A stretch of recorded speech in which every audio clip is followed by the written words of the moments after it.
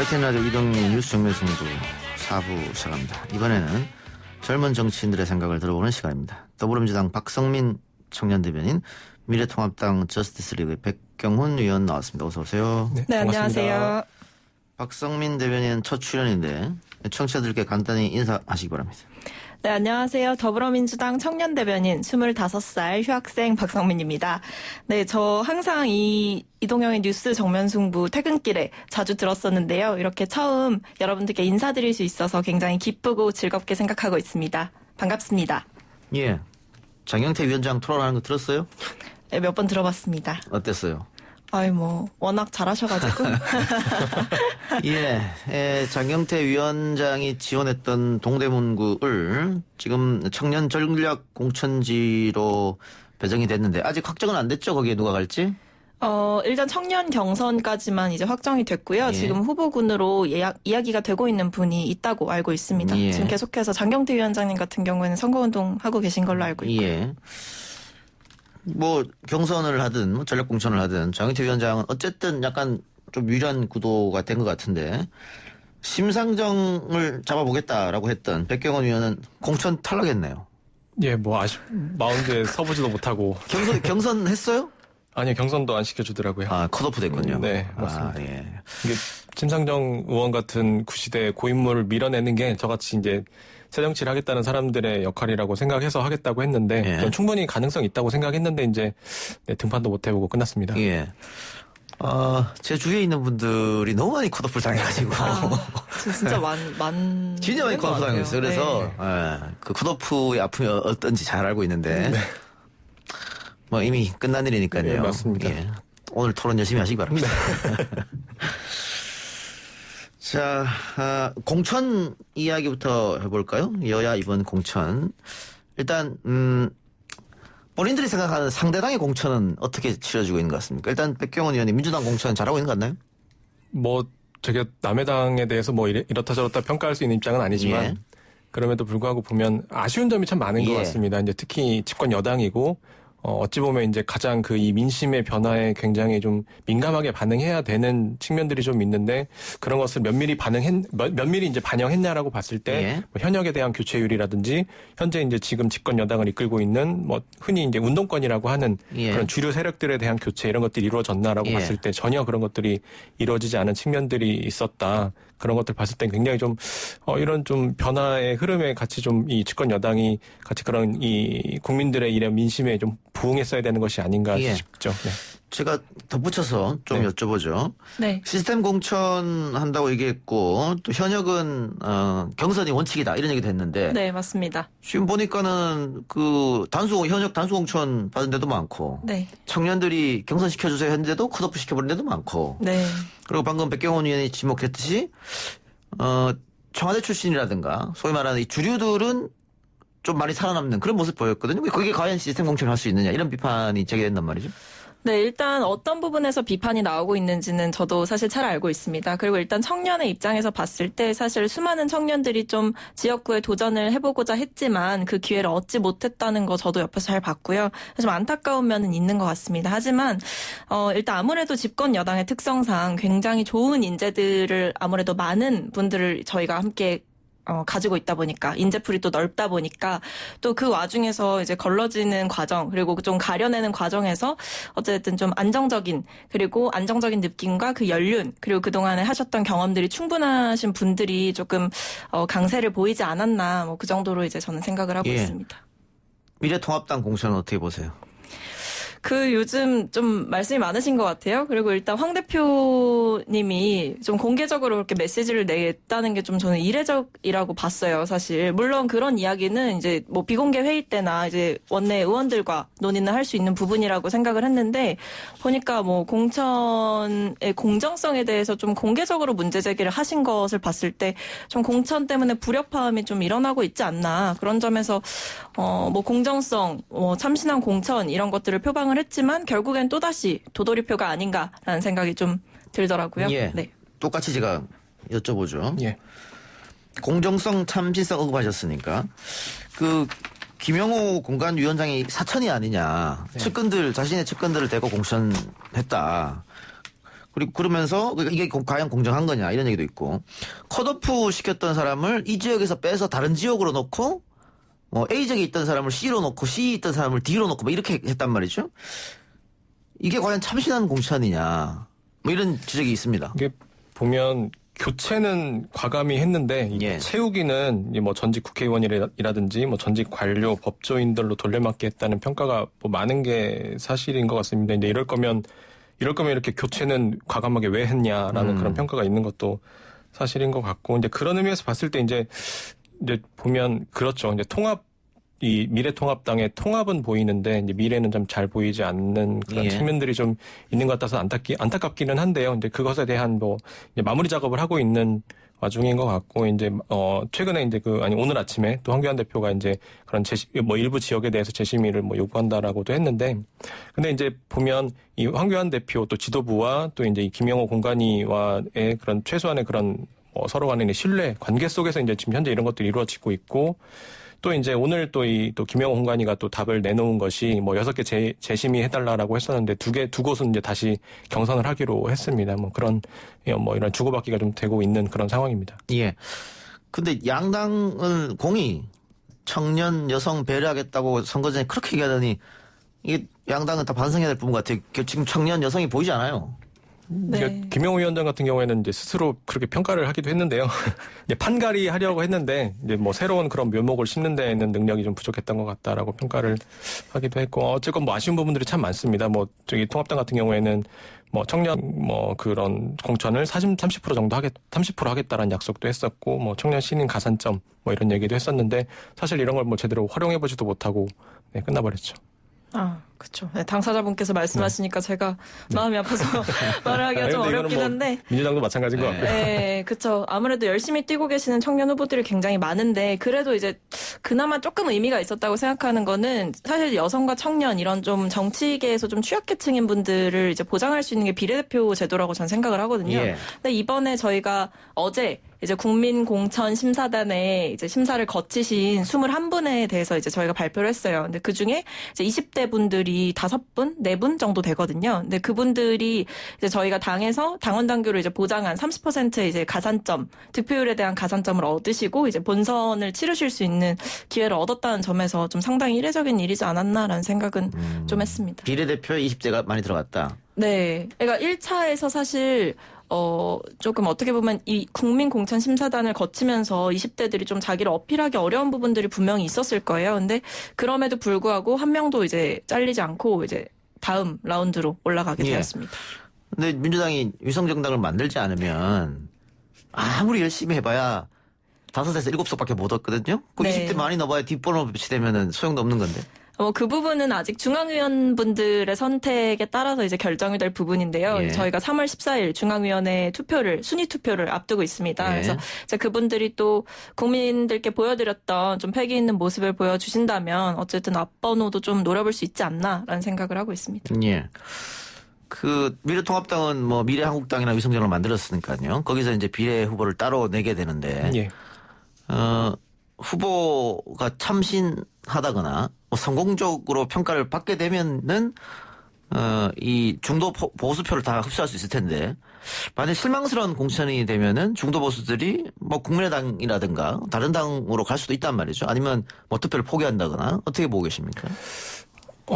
이제 미래 한국당 같은 경우에는 그 한성교 대표도 이야기한 바가 있고 또 공병호 그 공관위원장도 이야기한 바가 있는데 뭐 이제 국민들의 민심에 충분히 부응할 만한 후보 그리고 기존에 이제 그런 관료 출신이라든지 전직 의원 출신, 전직 정부에 뭘 맡고 있었던 그런 사람들보다는 뭐 일반 그런 국민들의 그런 대중성을 담보할 수 있는 그런 참신한 그런 인재를 뽑겠다라고 이야기를 공언하기도 했고 이미 이제 많은 국민들의 그런 이목이 또 언론의 이목이 집중되어 있는 만큼 뭐 그 부분에 있어서는 굉장히 좀 그래도 괄목할 만한 그런 결과를 내지 않을까 뭐 예. 기대를 하고 있습니다.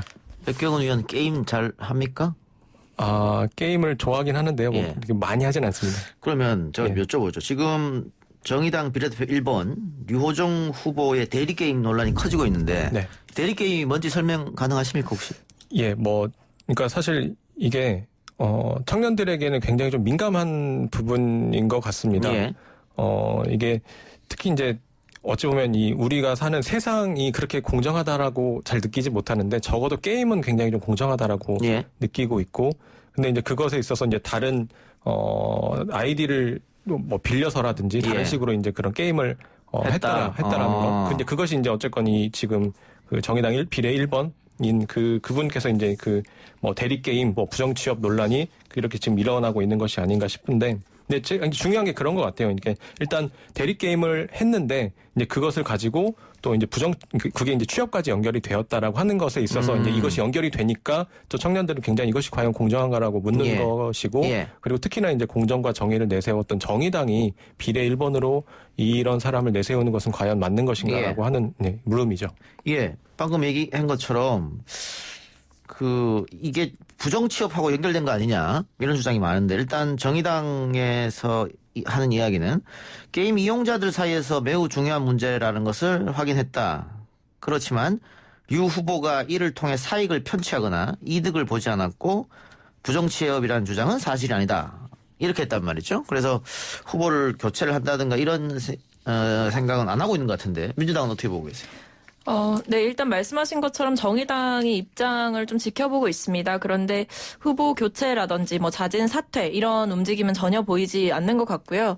일단 뭐 게임에 대해서 저도 잘 모르지만 알아본 결과로는 이제 류호정 후보께서 얻었던 등급 자체가 굉장히 시간과 노력, 수많은 것들을 요구한다고 들었습니다. 근데 그런 것들을 타인의 힘으로 인해서, 그러니까 자신의 온전한 힘이 아니라 타인의 힘을 통해서 그것들을 같이 공유하고 얻게 되었는데, 그것들을 이제 방송을 하셨잖아요. 그분이 BJ를 예. 또 하셨었는데, 예. 그때 그런 것들, 그 등급을 내세우면서, 다이아 등급을 내세우시면서 또 어떻게 보면 수익을 좀 얻었을 수도 있는 측면이 또 있고, 예. 네, 그런 부분도 있고, 또 어쨌든 자신의 커리어에 있어서 그런 부분들을 활용했을 가능성이 굉장히 보인다. 실제로 기사에서도 뭐 취업할 때 그런 자신의 뭐 게임 등급 이런 부분들 그리고 그것으로 인해서 자기가 이슈가 됐었던 긍정적인 부분들을 좀 피력했다는 좀 증거가 기사에 좀 밝혀지고 있다는 부분이 좀 눈여겨봐야 될 부분이라고 생각합니다.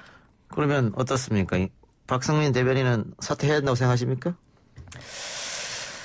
일단은 조금 더 분명한 해명이 좀 필요한 시점이라는 생각은 좀 했었습니다. 그래서 지금은 단순히 이제 저도 그 후보자가 직접 낸 입장문을 봤는데요. 반성하고 꿋꿋이 걸어가겠다 이렇게 얘기를 하고 있는데 사실 이 논란이 좀 계속해서 이제 좀 떠오를 것 같다는 생각이 들거든요. 그래서 이 부분에 대해서 조금 더 이제 면밀하게 사실관계를 밝히고 좀 그에 맞게 당이 대응할 필요가 있다라는 생각이 들었습니다. 그러니까 사퇴해야 되냐고. 사퇴도 검토해볼 수 있는 사안이 될 수 있다고 생각합니다. 백 의원은 어때요? 저도 이제 이건 정의당의 일이니까 정의당이 알아서 판단할 일이라고 생각은 하는데 이제 충분히 이제 그런 특히나 이제 청년들의 공분을 살 만한 일이고 특히나 이제 부정 취업 논란까지 이런 확대되고 있는 상황이어서 그리고 이분이 보니까 이제 처음에 이 사과문을 발표했을 때 이 대리가 이게 적발이 됐을 때 뭐 당시 아이디도 파기하겠다 뭐 이런 약속도 했었는데 사실 그것도 안 지키고 지금 그걸 가지고 다시 이제 스펙으로 활용을 해서 다시 이제 다시 이제 취업을 했다라고 하는 게 이제 문제가 되는 부분이기 때문에 뭐 이제 물론 정의당이 알아서 감내해야 될 몫이긴 하나 국민들 눈높이에서 봤을 때에는 사퇴하는 것이 맞지 않겠나 싶습니다. 알겠습니다. 자, 추경 관련해서 지금 11조 6천억 정도 되는데 3조를 더 증액하겠다. 그럼 14조, 15조쯤 되는 돈인데 이거 가지고 과연 지금 철저하게 망가진 지역 경제가 살릴 수 있겠느냐. 각 지자체장들이 여러 가지 아이디어를 내고 있습니다. 그중에 하나가 이제 재난 기본소득인데요. 김경수 지사 같으면은 국민 전부에게 100만 원씩 주자. 이런 얘기도 있고 또 30만 원씩 해서 취약계층에게 주자 이런 얘기도 있습니다. 또 50만 원씩 주자 1인당. 그러면 한 25조 정도 들어가는데 우리 경제에서 충분히 커버 가능하고 그리고 나중에 부자들에게는 다시 돌려받으면 되니까 그렇게 하면 25조란 돈도 안 들어갈 수도 있다. 너무 지역 경제가 안 좋으니까 이것을 이용해서 선불카드라든가 지역화폐라든가 이용해서 지역 경제를 살리는 이런 방안이 나오고 있는데 재난 기본소득에 대해서는 두 분은 어떻게 생각하고 계십니까? 저는 이 문제에 대해서 이렇게 사이다 같은 해결책은 저는 없다고 생각을 하고요. 물론 이제 취약계층이라든지 자영업자, 어려운 기업들에 대한 지원 이런 것들이 물론 필요한 부분이 있다면 긴급하게 지원을 해야겠지만 지금 이제 여당 일각에서 이야기되고 있는 재난 기본 소득 자체는 이제 원하는 효과를 내기는 어렵다라고 봅니다. 근데 현재 이런 방법을 쓰면 지금 현재 가장 어려운 그런 어려움을 겪고 있는 그런 산업군이 뭐 예를 들어 외식, 여행, 항공, 숙박업 이런 업계들인데 이제 실제 이런 업계에 그런 도움이 지금 될 것이냐 직접적으로 저는 도움이 이제 되지 않는다고 보고 있고 지금 현재 반면에 호황을 맞고 있는 온라인 쇼핑 업계라든지 이제 이런 데는 오히려 더 많은 그런 돈이 흘러들어갈 수 있는 그런 측면들이 있는데 그렇게 보면 이게 그럼 정부가 의도한 그런 방향에 맞게 이렇게 돈이 쓰이는 것이냐라고 봤을 때 이게 반문하지 않을 수가 없고 결국에 이제 정부가 돈을 풀 때에는 이 파급 효과가 크고 전달 속도도 빠르고 그리고 경제 주체에 대한 시그널 이것이 굉장히 이제 분명해야 되는데 그런 측면에서 봤을 때 이제 재난 기본 소득은 원하는 바를 이루기는 어려운 것이 아닌가 싶습니다. 네, 지금 전주에서 하려고 하는 건 바로 그런 거거든요. 개월수를 정해서 3개월 안에 다 써라. 그것도 지역 화폐로 지역에서만 써라. 이런 거잖아요. 그러니까 아까 이야기한 것처럼 오프라인보다 온라인으로 더 흘러가면 어떻게 하냐. 그것도 현금 지급을 하지 말고 바우처 형태로 지급하면 그런 문제도 해결할 수 있거든요. 저는 이제 그 모든 사람들에게 그렇게 그 현금을 지급하는 것이 오히려 가장 취약계층, 가장 필요한 사람들에게 오히려 그 돌아가는 것을 막을 수 있는 측면들이 분명히 있다라고 하는 거고 제가 뭐 무조건 안 된다라고 하는 것이 아니라 물론 모두 다 테이블 위에 올려놓고 이야기할 수 있지만 가장 취약한 계층, 가장 취약한 산업군 먼저 살펴보자. 네, 먼저 살펴보고 거기에 먼저 집중적인 지원할 필요가 있다는 것입니다. 네, 일단 민주당에서도 지금 사실 재난 기본소득 도입을 주장하고 계시는 지자체장 그리고 일부 의원들 계십니다. 근데 저희의 입장 자체는 사실 공식적으로는 일단은 지금 저희가 추경 처리가 좀 더 급선무고 지금 저희가 더 중요하게 생각하는 거는 지금 이미 제출된 추경액이 좀 지나치게 적다. 그렇기 때문에 더 추가로 편성을 해야 한다. 그것에 지금 좀 무게를 두고 있고요. 재난 기본소득의 취지 자체 그리고 지금 이 재난 상황에서 어쨌든 중요한 부분이 이제 그 시기적절한 지원, 그러니까 더 늦어지면 저희가 사실 안 된다고 생각을 하고 있잖아요. 그래서 더 빠르게 지원이 되기 위해서 지금 추경에 조금 더 집중을 하고 있는 거고요. 재난 기본소득 자체는 대상자를 선정하는 부분부터 논의가 사실 굉장히 길어질 수 있는 부분이에요. 그래서 좀 그 재난 기본소득을 도입하더라도 그 애초에 원했던 그 효과대로 발현하기가 좀 시기상으로 봤을 때는 부적절하지 않나라는 생각이 듭니다. 네. 기본소득이라는 것 자체가 사실은 전 국민한테 혜택을 주는 겁니다. 그러니까 지금 말씀하신 것처럼 누구를 대상으로 할 것이냐 하다 보면 그건 기본소득이 안 되는 것이고 또 누구를 선정할 것이냐라고 해서 작업이 들어가면 행정비용이 상당히 많이 들어가거든요. 맞습니다. 네. 그래서 전 국민한테 일단 다 주고 나서 나중에 세금으로 돌려받자 이런 건데 추경보다 더 효과가 빠른 게 아니냐. 바로 국민한테 돈을 직접 지급하는 거니까. 그리고 몇 개월 안에 사용하세요. 또 이게 현금이 아니고 뭐 바우처나 지역화폐로 지급되면 이거 안 쓰면은 나중에 그냥 휴지조각이거든요. 그래서 쓸 수밖에 없을 것이다. 뭐 이런 거잖아요. 그럼에도 불구하고 추경이 더 중요하다고 판단하신 겁니까? 네, 일단 지금 상황에서는 저희가 처리해야 할 문제 그리고 이것이 지금 이것을 해결하기 위해서 추경 자체가 지금 논의되고 있는 상황이고 증액을 요구하고 있는 상황이기 때문에 또 다른 대안 자체를 끌어와서 새로운 대안을 완벽하게 만드는 데까지는 분명히 시간이 오래 걸리지 않겠습니까? 그렇기 때문에 지금 가지고 있는 저희의 대안을 좀 더 보완해서 국민분들께 좀 실효성 있는 정책으로 다가갈 수 있게 하는 것이 더 중요하고 급선무라고 생각을 하고 있습니다. 저는 이제 현재 이 우리나라 경제 시스템이 무너지지 않도록 하는 것이 굉장히 중요하다고 생각을 합니다. 아까 말씀하신 뭐 그 전북 지역의 그런 지역 화폐라든지 이런 부분들도 물론 논의는 할 수 있지만 뭐 이제 그런 것들을 취약계층에게 먼저 선지급하고 하는 것들이 물론 방법이 될 수는 있겠지만 그것도 물론 필요하고 근데 이제 한편으로는 결국에는 가장 최소한의 그런 안전망은 저는 일자리가 돼야 된다라고 보는데 그런 의미에서 봤을 때 법인세라든지 아니면 부가세 이런 것들이 뭐 기업이나 자영업 하시는 분들에게 부담이 되지 않도록 그것부터 가장 즉각적으로 감면시킬 필요가 있겠다. 이것만큼 가장 효과가 큰 것이 즉각적인 것이 없지 않겠나 싶습니다. 알겠습니다. 그 추경은 어떻게 야당에서 협조해 주는 겁니까? 어떻습니까? 근데 뭐 사실 다른 점보다는 같은 점이 훨씬 더 많지 않나 싶습니다. 네. 근데 지금 사실 사소한 부분들에서 좀 부딪히고 있다는 느낌이 좀 들거든요. 지금 사실 오늘 예정됐던 국회에서 상임위 회의 같은 부분들도 좀 파기된 부분들이 많았고, 자 이것이 결국에 여야의 이견 때문에 좀 파기되는 부분들이 많은데, 예, 맞습니다. 이런 부분에서는 사실 좀 반성을 해야 되는 것이 아닌가라는 생각이 좀 들거든요. 네. 예, 지금 굉장히 전 국가가 위기 상태니까요. 이 부분에 대해서만큼은 빠른 협상해서 빨리 지역으로 돈이 내려가게끔 그런 결단을 해주시기를 부탁드리면서 두 말씀 오늘 여기까지 듣겠습니다. 지금까지 더불어민주당 박성민 청년대변인, 미래통합당 저스티스리그의 백경원 위원이었습니다. 수고하셨습니다. 감사합니다. 감사합니다. 오늘 방송 이걸로 마치고요. 저는 내일 이 시간 다시 돌아오겠습니다. 들어주신 여러분 대단히 감사합니다.